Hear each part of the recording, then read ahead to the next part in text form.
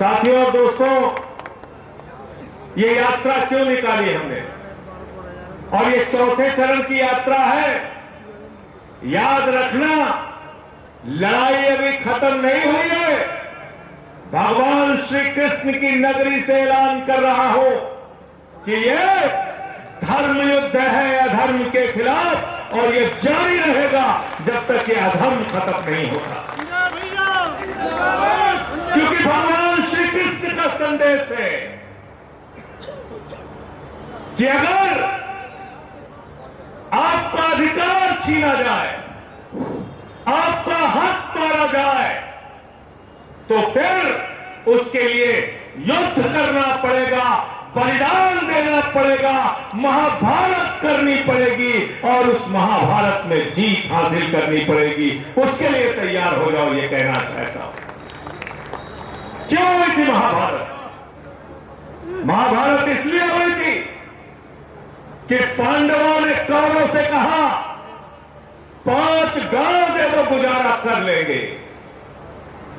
लेकिन कौरवों ने अपने अहंकार में कहा सुई के नोक के बराबर भी जमीन नहीं दूंगा। और भगवान श्री कृष्ण ने पांडवों के साथ मिलकर कौरवों का नाश किया। हम आप सबके साथ मिलकर जो कौरव इस देश की सत्ता पर बैठे हैं उनका नाश करेंगे। ये मैं आपसे कहने के लिए आया हूं। जिंदाबाद जिंदाबाद जिंदाबाद। आज हर वर्ग दुखी है। लोग हमसे कहते हैं रोजगार का सवाल आपने क्यों उठाया? कौन सा सवाल उठाए? ये भारतीय झगड़ा पार्टी के लोग ये तो 80-20 का सवाल खड़ा करते हैं। हिंदू को मुसलमान से लड़ाओ, हिंदू को सिख से लड़ाओ, हिंदू को ईसाई से लड़ाओ, फिर हिंदू को हिंदू से लड़ाओ, अगड़ा को पिछड़ा से लड़ाओ, अगड़ा को दलित से लड़ाओ। सारे देश में खाली लड़ाई झगड़ा, जाट को गैर जाट से लड़ाओ, मराठा को गैर मराठा से लड़ाओ। तो मैंने भाजपाइयों से कहा, भाजपाइयों तुम्हारी पार्टी का नाम भारतीय जनता पार्टी नहीं, भारतीय झगड़ा पार्टी है, झगड़ा पार्टी। जिंदाबाद जिंदाबाद जिंदाबाद। और इन्होंने कुछ गुंडे पाल रखे, वो हंगामा करने चले आते हैं। कभी होटल में घुस के किसी को मार रहे हैं, कभी पार्क में घुस के किसी को मार रहे हैं, कभी चर्च के सामने हनुमान चालीसा पढ़ रहे हैं, कभी मस्जिद के सामने रामचरितमानस का पाठ कर रहे हैं। अरे हनुमान चालीसा पढ़ना है तो बजरंग बली के मंदिर में जाओ, और रामचरितमानस का पाठ करना है तो मस्जिद में नहीं, भगवान श्री राम के मंदिर में जाओ। भगवान ने ये कहा है आपसे। आप हमेशा नफरत की बुनियाद पे राजनीति करते हो, नफरत की बुनियाद पे वोट मांगते हो। उत्तर प्रदेश में 50,000 सरकारी स्कूल बंद हो गए मेरे दोस्तों। कौन पढ़ता है वहां पर? गरीब का बच्चा, मजदूर का बच्चा, किसान का बच्चा, दलित का बच्चा, पिछड़े का बच्चा। जो आदमी अपने बच्चे की फीस नहीं दे सकता, उसका बच्चा सरकारी स्कूल में पढ़ता है। 50,000 सरकारी स्कूल बंद हो गए। कोई हिंदू संगठन नहीं बोला जिस हिंदू का खून न खौला खून नहीं वो पानी है, अरे ये स्कूल तो खुलना चाहिए। किसी ने नहीं कहा। अभी हमारे साथी पदम फौजी जी बोल रहे थे जो बरसाना के चेयरमैन है, अन्य आंदोलन से हमारे साथ जुड़े हुए हैं। हमने कभी भी नफरत की बात नहीं की। हमने कहा मोहब्बत की बुनियाद पे हिंदुस्तान आगे बढ़ेगा, नफरत की बुनियाद पे एक परिवार आगे नहीं बढ़ सकता। देश तो बहुत बड़ी चीज है। हिंदू मुस्लिम सिख ईसाई हमने गाना बजाया इस पूरी यात्रा के दौरान, तू हिंदू बनेगा न मुसलमान बनेगा, इंसान की औलाद है इंसान बनेगा। इंसानियत का ही तो पाठ सिखाया सबने, मानवता का ही तो पाठ सिखाया। हमारे रामचरितमानस ने क्या कहा? सब नर करहि परस्पर प्रीति, सारे लोग आपस में प्यार से रहें। ये रामचरितमानस का संदेश है, ये रामचरितमानस का संदेश है। हिंदू धर्म कहता है वसुदेव कुटुंबकम, पूरा विश्व हमारा परिवार है। हिंदू धर्म कहता है अपने पूजा की समाप्ति के बाद प्रभु से प्रार्थना करना, धर्म की जय हो, अधर्म का नाश हो, प्राणियों में सद्भावना हो, विश्व का कल्याण हो। अरे हम वो धर्म है जो पूरे विश्व के कल्याण की कल्पना करते हैं मोदी जी। हम लड़ाई झगड़े की राजनीति में यकीन नहीं रखते। लेकिन आज क्या किया जा रहा है? स्कूल के सवाल पे आंदोलन नहीं होगा, तब आम आदमी पार्टी के लोग सड़क पे निकलेंगे। हृदय चौधरी जाएंगे, प्रशांत यादव जाएंगे, अंकुश चौधरी जाएंगे, लड़ाई लड़ेंगे, लाठी खाएंगे। हमने लड़ाई लड़ी और हमने कहा बाबा जी सरकारी स्कूल उत्तर प्रदेश में आपको बंद नहीं करने देंगे, और सरकारी स्कूल बंद नहीं होने दिया। आम आदमी पार्टी ने लड़ाई लड़ी। हमने संजय भैया जिंदाबाद। उत्तर प्रदेश में अस्पतालों में मोमबत्ती में ऑपरेशन होता है, किसी हिंदू संगठन का खून नहीं खौलता। कोई आरएसएस वाला, विश्व हिंदू परिषद वाला, बजरंग दल वाला नहीं कहता अरे हमारे हिंदू भाइयों का यहां ज्यादातर इलाज होता है, क्यों नहीं अस्पताल ठीक करते? पानी की टंकी लगी है गांवों में, वो पानी की टंकी उद्घाटन से पहले उड़ जाती है। बंसराज दुबे ने गांव में सबको लाइव दिखाया, बोले एक टंकी है पानी की, 4 साल पहले बनी थी, करोड़ों रुपए निकल गया टंकी के नाम पे। मीडिया वालों ने कहा टंकी कहां है, बंसराज दुबे ने कहा टंकी हवा में। टंकी का पता नहीं, टंकी का निर्माण नहीं हुआ, पैसा निकल गया करोड़ों रुपए। सड़कें बनती है पैसा निकल जाता है, पुल बनता है पैसा निकल जाता है, स्कूल बनता है पैसा निकल जाता है, अस्पताल बनता है पैसा निकल जाता है। मौके पे ना स्कूल होता है, ना सड़क होते, ना अस्पताल होता है, ना टंकियां होती है। चल रहा भ्रष्टाचार। कोई हिंदू संगठन का व्यक्ति नहीं कहता, आरएसएस वाला, बजरंग दल वाला, विश्व हिंदू परिषद वाला कि इस पर हमारा खून खोल रहा है। अभी मैंने पार्लियामेंट में तो कहा मोदी जी के सामने, आपको पता है आप अगर सोचोगे तो आपको गुस्सा आएगा, मुश्किल यह है आप सोचते नहीं, आप अपनी समस्याओं के बारे में जानते नहीं। किसान कहता है कर्जा माफ कर दो, सरकार कहती है पैसा नहीं है। नौजवान कहता है हमने अपनी पढ़ाई के लिए, इंजीनियरिंग के लिए लोन लिया था, हमारा कर्जा माफ कर दो, सरकार कहती है पैसा नहीं है। मजदूर कहता है हमने बेटी की शादी के लिए कर्ज लिया था, वो पैसा माफ कर दो, सरकार कहती है पैसा नहीं है। हम कहते हैं अस्पताल बनवा दो, स्कूल बनवा दो, सरकार कहती है पैसा नहीं है। अरे हम कहते हैं हमारे बच्चों को मिड डे मील में आप नमक रोटी खाने के लिए दे रहे हैं मोदी जी, योगी जी, सरकार कहती है पैसा नहीं है। ये पैसा गया कहां आपका, कभी पता किया आपने? अरे पैसा गया बड़े बड़े पूंजीपतियों के पास। आप जानकर हैरान हो जाओगे, नरेंद्र मोदी ने हिंदुस्तान के चंद पूंजीपतियों का 16 लाख करोड़ रुपए माफ किया है। कितना माफ किया है? ये हजार बोल रहे हैं, इनके मुंह से लाख नहीं निकल रहा, क्योंकि ये भी हैरान है अजय भाई, जीरो लगाते लगाते हाथ थक जाएगा। ये भी हैरान है, कह रहे 16,000 करोड़ हो सकता है।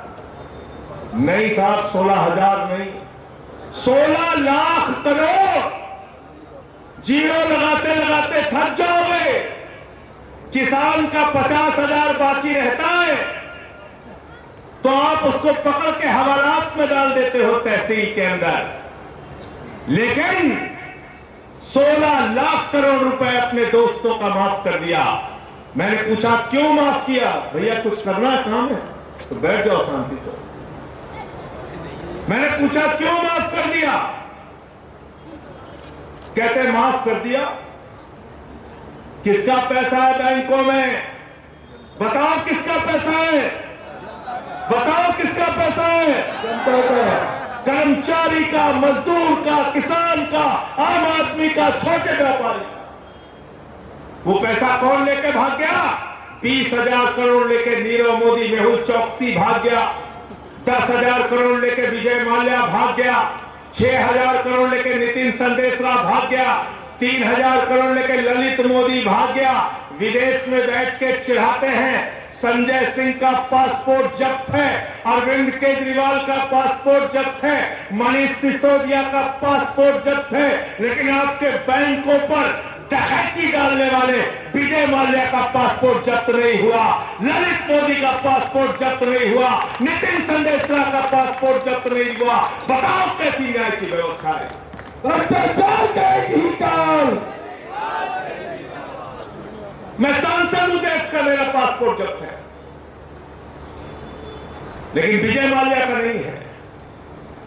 ये सवाल आपको उठाने पड़ेंगे और आपको मांग करनी पड़ेगी। अगर अडानी, अंबानी और पूंजीपतियों का कर्जा माफ कर रहे हो तो मथुरा, हाथरस, आगरा, उत्तर प्रदेश में रहने वाले किसान का भी कर्जा माफ होना चाहिए। होना चाहिए कि नहीं होना चाहिए? बताओ। हम तुम्हारे साथ हैं, हम तुम्हारे साथ हैं। इस ब्रज प्रांत में मैं घूमते हुए यात्रा में आ रहा हूं, नौजवान मिलते हैं, कहते हैं साहब अब तो कोई भविष्य नहीं रहा। मैंने कहा क्यों? कहने पहले सुबह 4 बजे उठ के हम दौड़ लगाते थे, हमारी मां हमको दूध पिलाती थी, तैयार करती थी, कहती थी बेटा भारत माता की रक्षा के लिए सेना में भर्ती हो जाना, और अगर कोई आक्रमण करे, कोई दुश्मन तुम्हारे देश के ऊपर नजर रखे तो अपने प्राणों की आहुति दे देना, लेकिन भारत माता की रक्षा करना। बताओ ब्रज प्रांत से सेना में ज्यादा से ज्यादा जवान जाते थे कि नहीं जाते थे? जाते थे कि नहीं जाते थे? बताओ, हाथ उठा के बताओ, जाते थे कि नहीं जाते थे? जाते थे। कल मुझसे जाट रेजिमेंट के लोग मिलने आए थे, रिटायर्ड फौजी। अभी क्या किया मोदी जी ने? मोदी जी ने कहा अडानी के लिए पैसा है, अंबानी के लिए पैसा है, 16 लाख करोड़ रुपए माफ करने के लिए पैसा है, लेकिन भारत माता की रक्षा के लिए हमारे पास पैसा नहीं है। हम अग्निवीर योजना लागू करेंगे। अग्निवीर क्या है? देश के साथ क्या है? जोर से बोलिए, आवाज नहीं आई। गद्दारी है, गद्दारी। भारत माता के साथ गद्दारी है अग्निवीर योजना, भारत की सीमाओं के साथ गद्दारी है अग्निवीर योजना, हमारे नौजवानों के साथ गद्दारी है अग्निवीर योजना, ब्रज प्रांत के लोगों के साथ गद्दारी है अग्निवीर योजना, हिंदुस्तान के साथ गद्दारी है अग्निवीर योजना। जिस दिन ये सरकार जाएगी, पहली कदम से अग्निवीर योजना खत्म की जाएगी और नौजवानों को पुराने सेना की भर्ती दी जाएगी। आम आदमी पार्टी जिंदाबाद, आम आदमी पार्टी जिंदाबाद। ये बेचारे हमारे हरेंद्र यादव फौजी बैठे हुए हैं, 8 साल सेना में नौकरी किया, निकाल दिया गया। इनको जानते क्यों निकाल दिया गया? इन्होंने कहा हम अधिकारियों की चापलूसी नहीं करेंगे, उनके पार्टी का ट्रे नहीं उठाएंगे, इनको निकाल दिया गया।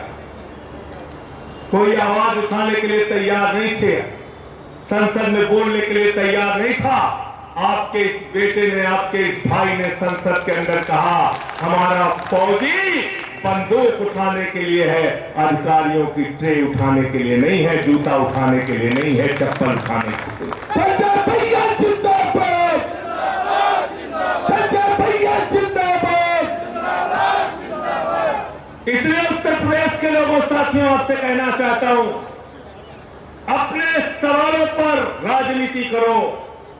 किसान के सवाल पे, नौजवान के सवाल पे, रोजगार के सवाल पे, शिक्षा के सवाल पे, पानी के सवाल पे, बिजली के सवाल पे। हृदय जी कह रही बिजली के सवाल पे, हमने कहा हां बिजली के सवाल पे। जानते हैं यहां पे क्या हुआ पंकज जी? यहां पे हमारे ऊर्जा मंत्री निकले थे दौरे पे, ए.के. शर्मा जी, बिजली मंत्री है ए.के. शर्मा जी, उनको व्यापारियों ने घेर लिया। कहने लगे साहब 23 घंटे लाइट नहीं आती। बोले हाँ क्या हुआ? बोले साहब 23 घंटे लाइट नहीं आती। बोले हाँ क्या हुआ? बोले साहब 23 घंटे लाइट नहीं आती। बोले हाँ क्या हुआ? बोले साहब 23 घंटे से लाइट नहीं आ रही। बोले जय श्री राम। प्रेम से बोले जय। तो भगवान श्री राम ने तुमको निकम्मा नहीं बनने के लिए कहा है क्या? हमारे किसान भाई यहाँ पे है, बताओ भगवान श्री राम ने कहा है क्या ए.के. शर्मा बिजली मंत्री को निकम्मा होने के लिए? बताओ कहा है क्या? बताओ। भगवान श्री राम ने कहा है उत्तर प्रदेश के लोगों को बिजली ना दो। अपने गुनाहों और पापों को भगवान श्री राम के पीछे छिपाना बंद करो भाजपाइयों। कब तक अपने गुनाह करोगे, पाप करोगे और श्री राम जी के पीछे छिप जाओगे? योगी सरकार होश में आओ, योगी सरकार होश में आओ। इनके पास कोई मुद्दा नहीं। अभी 4 राज्यों का चुनाव हो रहा। भारत के प्रधानमंत्री गए थे प्रचार में, हमने इस भाषण को सुन रहे थे।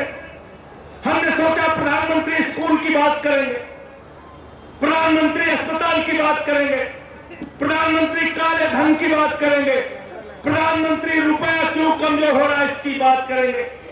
हमने सोचा प्रधानमंत्री हिंदुस्तान में डिजिटल इंडिया की कामयाबी की बात करेंगे, मेक इन इंडिया के बारे में बताएंगे, आत्मनिर्भर भारत के बारे में बताएंगे, अरे कम से कम स्वदेशी के बारे में तो बताएंगे।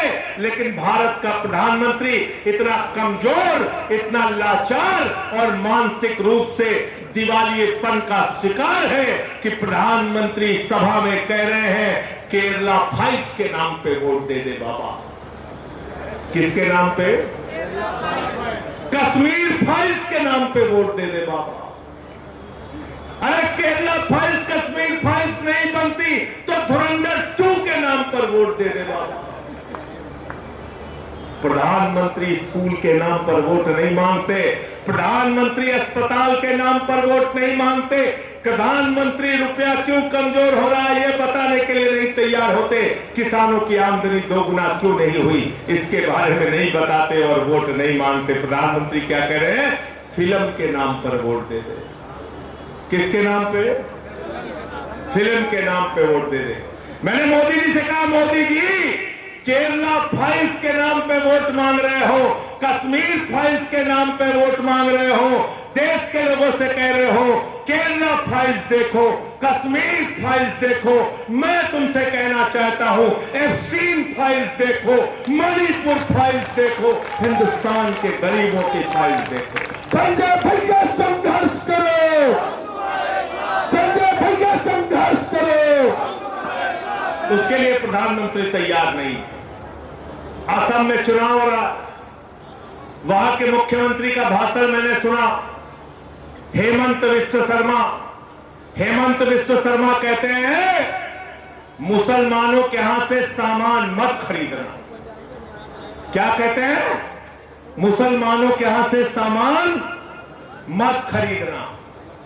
मैंने अंधभक्तों से कहा, अंधभक्तों, भाजपाइयों, अगर मुसलमानों के यहां से सामान नहीं खरीदना है तो तय करो जो गैस मुसलमानों के देश से आती है, कतर से आती है, कुवैत से आती है, यूएई से आती है, इराक से आती है, उसको नहीं खरीदोगे, अपने घर में खाना नहीं बनाओगे मुसलमानों के देश से आने वाली गैस से।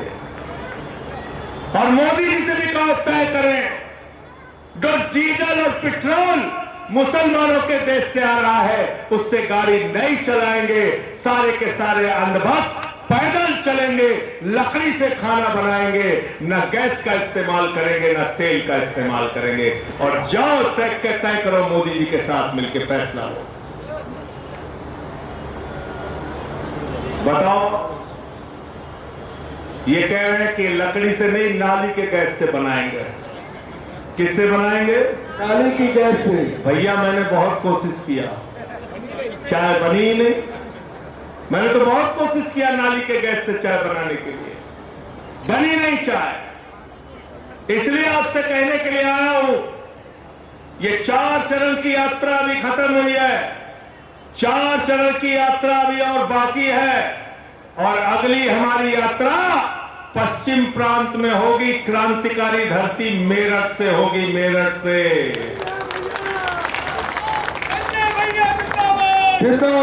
पूरे प्रदेश के लोगों का मैं आह्वान कर रहा हूं, किसानों का आह्वान कर रहा हूं, नौजवानों का आह्वान कर रहा हूं, बुजुर्गों का आह्वान कर रहा हूं, माताओं बहनों का आह्वान कर रहा हूं, मेरठ पहुंच जाना, आंदोलन में कंधे से कंधा मिलाकर हम सब लोगों को चलना है। रोजगार तुमको देना होगा, रोजगार तुमको देना होगा। मेरठ से यात्रा आपको करनी है, अगली यात्रा मेरठ से गाजियाबाद की, उसका ऐलान अलग से तारीख में बताऊंगा आपको। सवाल लेकिन क्या है? वही रोजगार का सवाल, वही सामाजिक न्याय का सवाल। और जब हम रोजगार की बात करते हैं तो जो हमारे नौजवान परीक्षाएं देते हैं, पेपर लीक हो जाता है, सिपाही की परीक्षा का पेपर लीक, दरोगा की परीक्षा का पेपर लीक, क्लर्क की परीक्षा का पेपर लीक, टीचर की परीक्षा का पेपर लीक, पीसीएसजे का पेपर लीक, यहां तक कि हाई स्कूल और इंटर का भी पेपर लीक हो जाता है। योगी बाबा की सरकार पेपर लीक सरकार है, इससे उत्तर प्रदेश को बचाना है। नंबर 1, जब हम रोजगार की बात करते हैं तो हम नौजवान की भी बात करते हैं जो आत्महत्या करने के लिए मजबूर है, जिसका पेपर लीक हो जाता है। हम बात करते हैं शिक्षा मित्र की, आशा बहुओं की, आंगनबाड़ी की, रोजगार सेवक की, शिक्षा अनुदेशक की। हम बात करते हैं रेडी पटरी पे दुकान लगाने वाले व्यापारियों की भी, लघु और कुटीर उद्योग चलाने वाले लोगों की भी, छोटे व्यापारियों की भी बात करते हैं। रोजगार सबका मुद्दा है। किसान जो हमारा बेरोजगारी की मार झेल रहा है, वो भी, उसके लिए भी रोजगार बहुत बड़ा मुद्दा है। तो एक बड़ा सवाल है रोजगार का, और दूसरा सवाल है सामाजिक न्याय का। जाति धर्म के आधार पे कब तक राजनीति करोगे? ये कब तक मजहबी नशा बांटिएगा? ये कब तक मजहबी नशा बांटिएगा?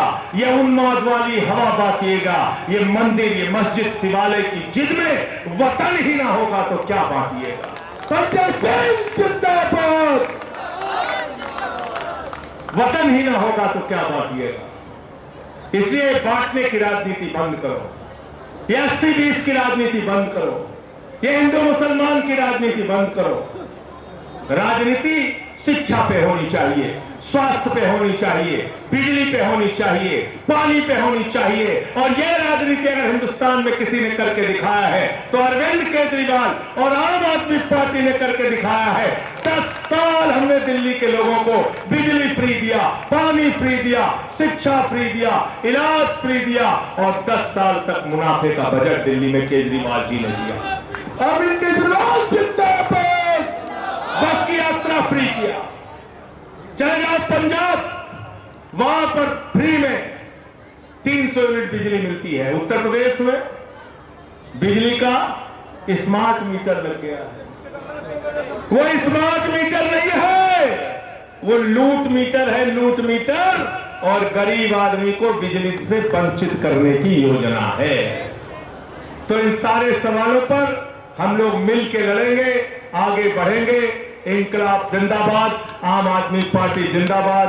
आप सबका बहुत बहुत शुक्रिया, बहुत बहुत धन्यवाद। सीता सरन जी हमारे साथी हैं, उनका भी बहुत आभार। इंकलाब, अभी इंकलाब। किसान प्रकोष्ठ के सभी साथी